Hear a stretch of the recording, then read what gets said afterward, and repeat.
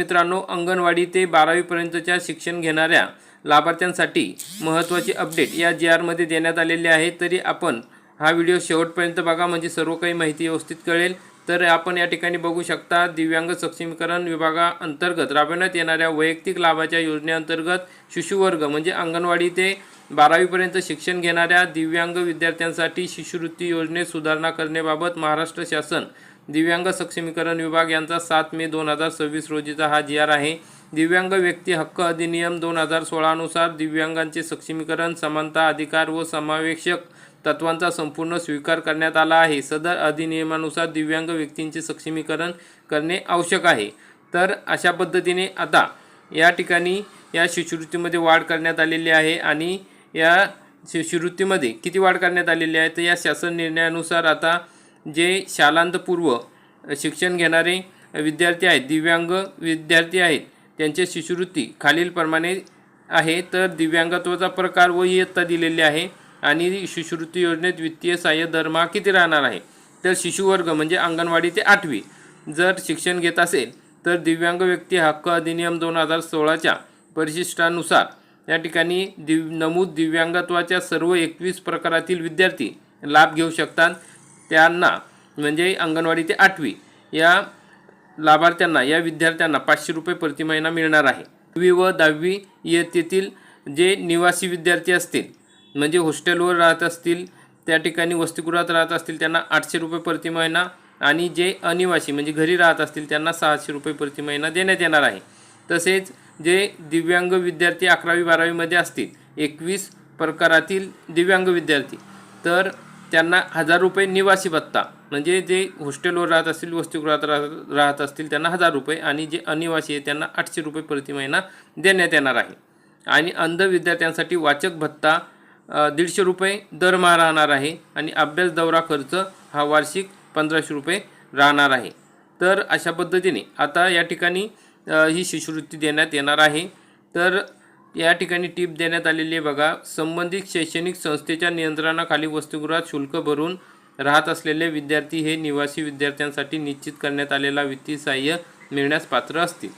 जर तुम्ही त्या ठिकाणी शुल्क भरून राहत असाल तर त्या ठिकाणी तुम्हाला हे पैसे मिळणार आहे। तर अन्य शिक्षण संस्थेच्या वसतिगृहामध्ये शुल्क भरून राहत असलेल्या विद्यार्थ्यांना वसतिगृहातील विद्यार्थ्यांच्या दराप्रमाणे वित्तीय सहाय्य देण्यात येईल। त्यासाठी संबंधित वसतिगृह हे नियमानुसार चालवले जात असल्याचे त्या शिक्षण संस्थेने प्रमाणित करणे आवश्यक राहील। अशा वसतिगृहामध्ये एकत्रित मेससह किमान 5 विद्यार्थ्यांपेक्षा जास्त विद्यार्थी असणे आवश्यक आहे। शासकीय अनुदान देण्यात येणाऱ्या निःशुल्क भोजन व निवासाची सोय असणाऱ्या वसतिगृहात राहणाऱ्या विद्यार्थ्यास वसतिगृहातील विद्यार्थ्यांना एकाच 3 दराने वित्तीय सहाय्य देण्यात येईल। शिशुवर्ग ते 12वी पर्यंत शिक्षण घेणाऱ्या दिव्यांग विद्यार्थ्यांसाठी शिष्यवृत्ती योजना या योजनेअंतर्गत शिष्यवृत्तीसाठी पात्रता खालीलप्रमाणे आहे। विद्यार्थी शिशुवर्ग म्हणजे अंगणवाडी ते 12वी पर्यंतच्या इयत्तेत शिक्षण घेणारा असावा। अक्षमता, विशिष्ट अध्ययन अक्षमता, स्वमग्नता, मानसिक आजार या दिव्यांग प्रकारातील विद्यार्थ्यांच्या बाबतीत इयत्तेचा निकष न लावता मान्यताप्राप्त शाळातील प्रवेशित विद्यार्थ्यांना वयाची 18 वर्षे पूर्ण होईपर्यंत अंगणवाडी ते 8वी पर्यंतच्या विद्यार्थ्यांसाठी निर्धारित केलेल्या शिष्यवृत्ती अनुदेय राहील। विद्यार्थी हा मान्यताप्राप्त शाळेतील असावा। विद्यार्थी एकाच वर्गात एकापेक्षा अधिक वेळा अनुत्तीर्ण झाल्यास त्यात शिष्यवृत्ती अनुदेय राहणार नाही।